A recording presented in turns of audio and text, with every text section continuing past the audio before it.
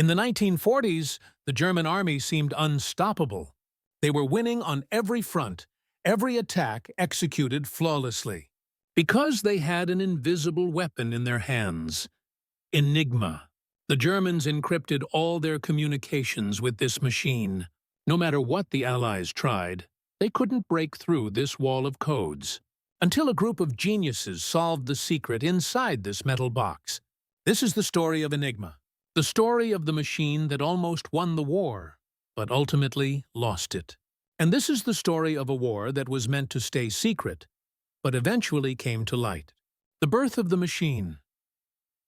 The story began in 1918, the year World War I ended. Germany had been defeated, and one reason was that the Allies had broken German codes. Military leaders in Berlin understood this. In the next war, codes had to be stronger, because whoever controls information controls the war. In those years, a German electrical engineer lived in Amsterdam, Arthur Scherbius. After the war, he had developed an idea. An electrically operated encryption machine. It looked simple, but was revolutionary. In 1923, Scherbius patented his invention and named the machine Enigma, meaning puzzle in Greek. And it truly was a puzzle. When keyboard keys were pressed, the machine sent electrical signals. The signals passed through rotors, letters changed with each passage, and finally, a different letter's light would illuminate. A simple letter A, after passing through the machine, could become another letter, and with each key press, the rotors rotated, changing the encryption pattern. At first, no one was interested. Banks and companies didn't buy Enigma because it was expensive and complex. But in 1926, a customer showed interest: the German Navy. Naval officers saw Enigma's potential. They could establish secure communication between ships. In 1928, the German Army also placed an order. And thus, Enigma transformed from a commercial product into a military weapon. How did Enigma work? Enigma's magic was in the combination of mathematics and mechanics. The machine consisted of three main parts: keyboard, the operator pressed a key; rotors, the electrical signal passed through three, sometimes 4 or 5 rotors. Each rotor was like a disc with 26 letters, changing the letter with each passage. And with each key press, the rotors rotated one step, changing the encryption pattern. Reflector. When the signal reached the end of the rotors, it hit a reflector and returned. This way, the same machine could both encrypt and decrypt. Plug board. An additional security layer. The operator could connect certain letters with cables. For example, if A and T were connected, every A first changed to T, then went to the rotors. As a result, Enigma's possible setting combinations were an astronomical number, approximately 159 quintillion. This was a code impossible to break by the standards of that time. German generals trusted Enigma blindly. In the 1920s and 1930s, Germany was gradually rearming and Poland was worried, because it was a small country squeezed between Germany and the Soviets. The Polish intelligence service began listening to German military communications, but there was a problem. The messages were incomprehensible. Enigma encryption was too strong, but Poland didn't give up. In 1932, Polish intelligence, the Bureau Cyfrów, Cipher Bureau, hired 3 young mathematicians, Marian Rejewski, Jerzy Rojicki, and Henryk Zygalski. These weren't ordinary code breakers. They were mathematicians, logicians, and approached problems differently. Rejewski tried to understand Enigma's mechanical structure. He obtained the commercial version of the German military Enigma model, thanks to a French spy. But the military version was more complex. The wiring arrangement of the rotors was different, and the plug board was an extra layer. Rejewski used mathematics to reverse engineer Enigma's internal wiring. This was an incredible achievement. By 1933, the Poles could decode some German messages. But this was a slow process. Every day Enigma settings changed, and the Poles had to start from scratch. To speed up the process, Rejewski designed a revolutionary machine, the Bomba. This was a mechanical device that found Enigma settings through trial. It mimicked 6 Enigma machines and eliminated possible settings through logical deduction. Thanks to the Bomba, the Poles could find daily Enigma settings within hours. But in 1938, Germany upgraded Enigma. New rotors were added. Settings became more complex. Poland's resources were insufficient, and in 1939, Hitler was preparing to invade Poland. Polish intelligence decided to share all Enigma research with Britain and France. In July 1939, a secret meeting was held in Warsaw. The Polish mathematicians shared Enigma's secrets, Bomba machine designs, and their knowledge. A month later, Germany invaded Poland. Rejewski, Różycki, and Zygalski escaped. But their legacy had reached Britain. In August 1939, weeks before the war began, Britain's intelligence service, MI6 and GCNCS, Government Code and Cipher School, made an urgent decision. Code-breaking operations had to be moved from London. The chosen location was a mansion in a small town 80 kilometers north of London, Bletchley Park. This place was large, isolated, and relatively safe from bombing.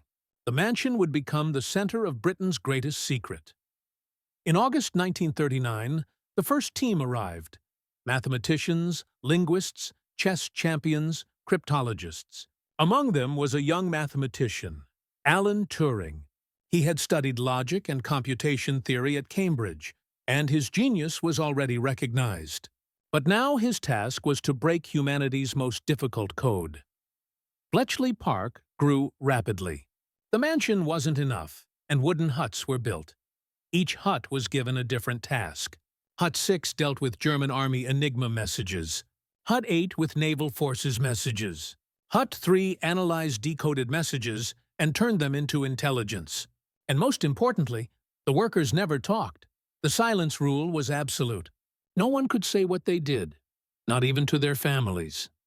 Poland's Bomba machine was a good start, but German Enigma was much more complex, especially the naval version.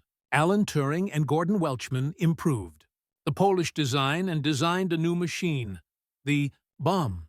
The first prototype was completed in March 1940 and named Victory. The machine was about 2 meters tall, like a cabinet, and contained 108 rotor simulation systems. It ran on electric motors and made clicking sounds. The bomb's working principle was this: Enigma encryption was complex, but had a weakness.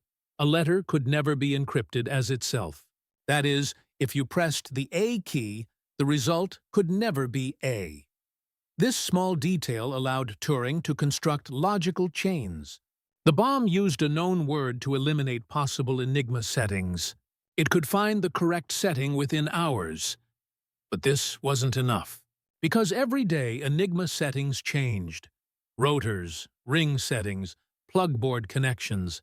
Every day, Bletchley Park started from scratch. And sometimes finding the settings took 20 hours, and messages lost their timeliness. In May 1941, a historic event occurred. A German submarine named U-110 was cornered by British ships in the Atlantic, and the crew surrendered. British sailors quickly boarded the U-boat and found an Enigma machine, code books, and daily settings inside. This was like a gold mine for Bletchley Park. Now they knew the settings and could decode German naval messages for days, even weeks. However, the danger was this: if the Germans learned that Enigma had been captured, they would immediately change the settings or completely replace the machine. The British kept the U-110 incident secret. In fact, according to German records, the U-boat sank and the crew died. The truth remained secret until the war ended. In February 1942, the German Navy made a major change. A fourth rotor was added to the naval Enigma. The new model was called M4 Enigma and was used only on U-boats. This was a disaster for Bletchley Park. Because now the existing bombing machines didn't work, the number of combinations increased 26-fold. For almost 10 months, the British couldn't decode German submarine messages. This period was called the Blackout, and the results were devastating. U-boats hunted freely in the Atlantic. British convoys were blind. The statistics were terrible. Between February and November 1942, an average of 100 ships were sunk per month. Churchill was going crazy. Britain was on the brink of starvation.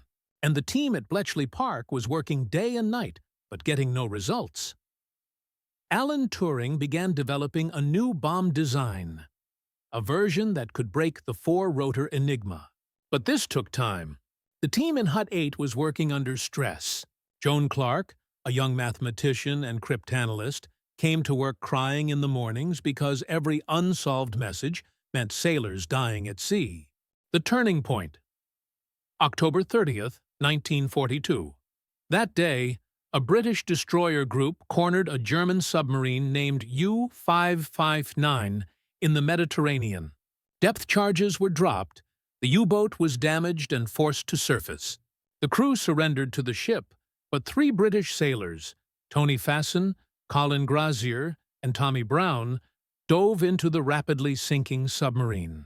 The admiral had ordered them to recover documents and the Enigma machine inside. Fasson and Grazier collected documents and code books inside the dark, flooding U-boat. Young Tommy Brown was 16 years old and came up to deliver the documents. But Fasson and Grazier were too late. The U-boat suddenly sank, and both drowned. Thanks to their heroism, the documents obtained reached Bletchley Park. The code books contained the rotor wiring and daily settings of the M4 Enigma. In December 1942, Bletchley Park began decoding German naval messages again. The blackout had ended. U-boat losses began to increase. The balance of the Battle of the Atlantic shifted. 2 young sailors had changed history with their deaths. The power of ultra-intelligence. Enigma messages decoded at Bletchley Park were classified as ultra, the highest level of secrecy. Ultra-intelligence was presented directly to Churchill, and only very few people could know about it. Because if the Germans learned that Enigma had been broken, everything would end. Thanks to ultra-intelligence, the British gained incredible advantages. U-boat positions. The locations of German submarines in the Atlantic were learned. Convoys were directed to routes away from U-boat packs. This saved tons of ships and thousands of lives. Air raids. The attack plans of the German Luftwaffe were known in advance. The RAF could meet German bombers in the air. Eastern Front.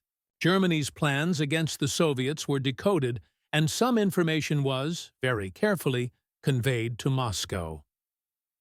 Normandy landing. The defense plans of the Germans in France, reinforcement positions, and Hitler's strategies were known. This played a critical role in the success of the landing. But using ultra was difficult. Because if the British acted on every piece of information, the Germans would become suspicious. So sometimes known attacks weren't prevented. Ships were deliberately sunk. Cities were bombed. Because protecting the Enigma secret was more important than anything. This was the war's most painful dilemma: use the information or protect the secret. In 1942, the team at Bletchley Park encountered a new problem. Enigma had been broken, but Hitler and the highest-ranking generals were using another machine. The Lorenz SZ40.42, a teleprinter-based encryption device. This was much more complex than Enigma. It used 12 rotors, and messages were transmitted via telegraph lines. The British gave it the code name Tunny. Breaking Tunny messages was almost impossible. But there was a genius at Bletchley Park, William Thomas Tutte. Tutte discovered the internal structure of the Lorenz machine through mathematical analysis and incredible logical deduction, without ever seeing the machine. This was one of history's greatest intellectual achievements. But decoding Tunny messages by hand was too slow. The need was for speed and automation. Tommy Flowers, a British engineer, proposed a revolutionary idea: a fully electronic machine using electronic valve tubes. The post office rejected this idea, but Bletchley Park supported it. Flowers began working with his own money. In December 1943, Colossus Mark I was completed. This was the world's first programmable electronic digital computer. It had 1,500 valve tubes, was a massive machine, and took up room-sized space. But it was fast.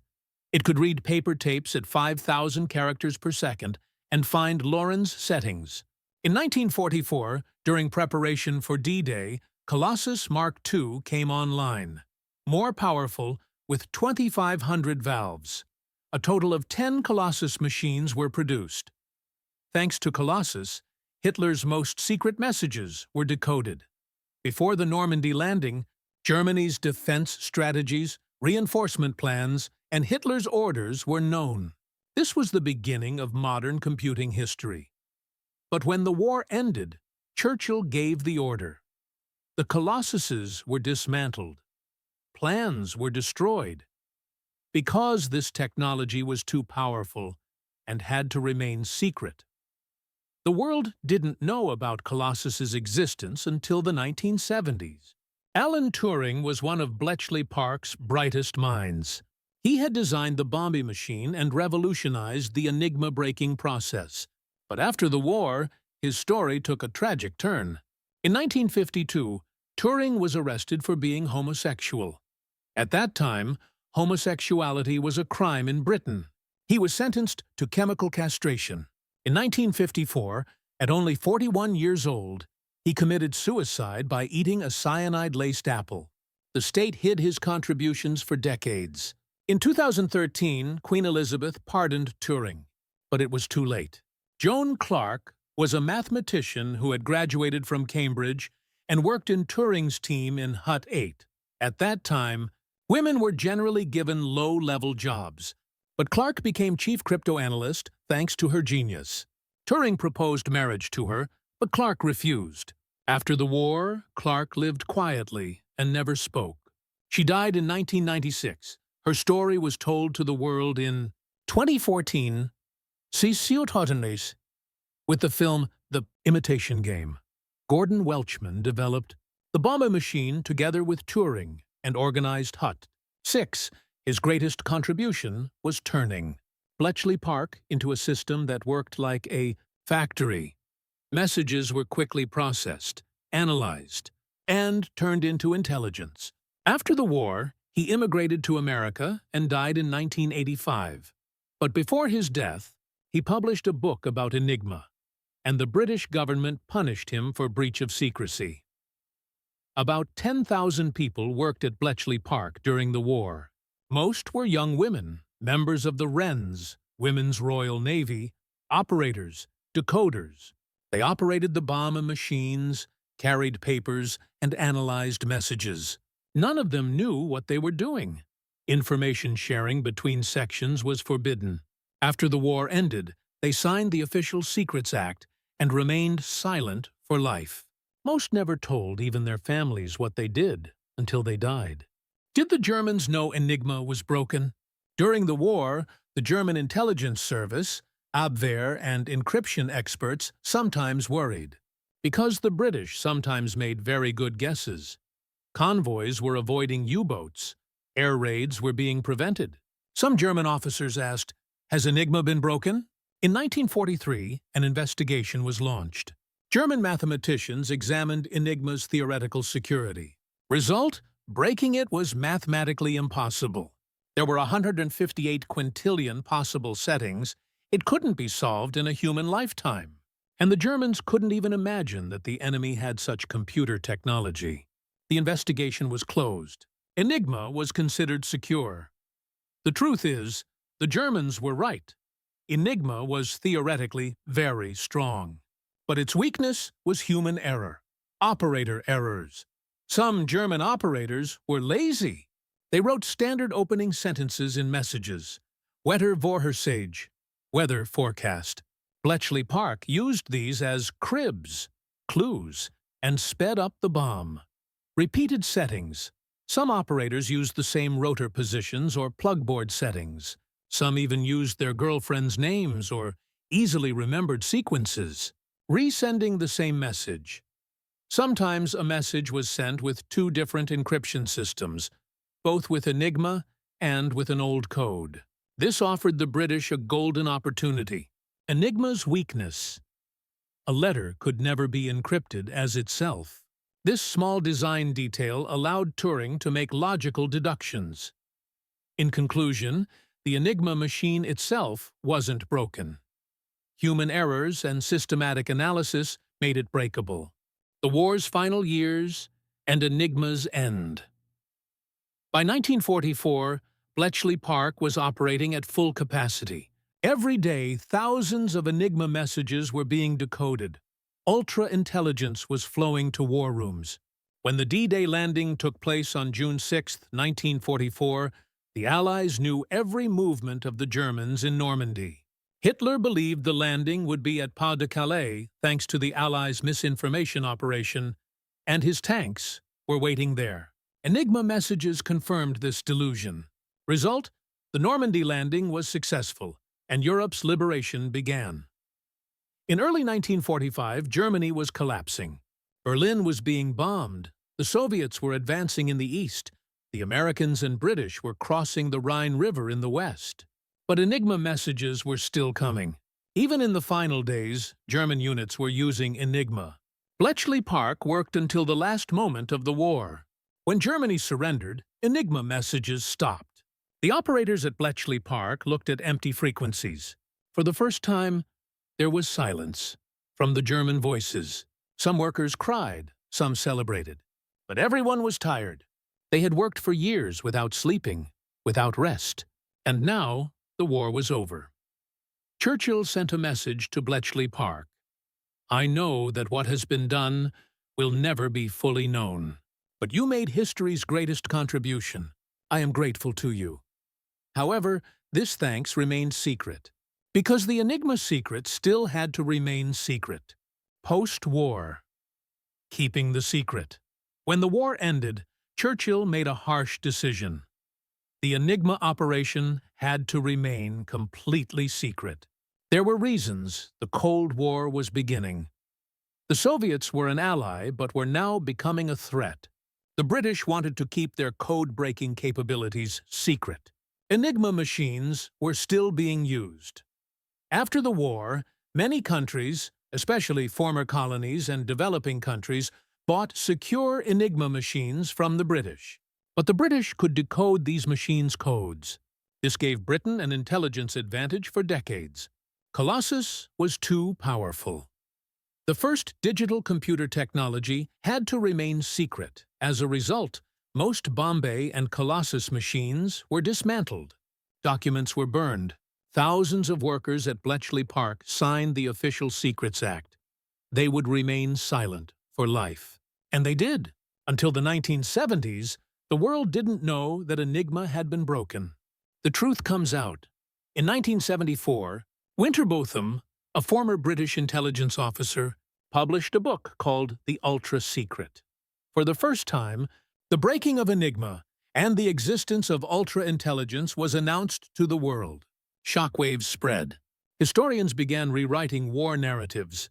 Former workers at Bletchley Park could finally speak. In the 1980s and 1990s, more documents were released. Alan Turing's contributions were recognized. In the 2000s, Bletchley Park became a museum. Today, visitors can see those huts and examine replicas of the bomb and Colossus. Historians and strategists have been debating for years. How much did breaking Enigma shorten the war? The general consensus? At least 2 years. Some experts say 4 years. Eisenhower said after the war, "Without ultra-intelligence, the war would have lasted 2 more years, and millions more people would have died." Bletchley Park's biggest moral question: how to use ultra-intelligence. If the British acted on Enigma every time, the Germans would become suspicious and change the system. So there were rules. Hide ultra. Sometimes attacks couldn't be prevented because intervening would reveal the secret. Create false sources. The British made it look like they obtained information through other means.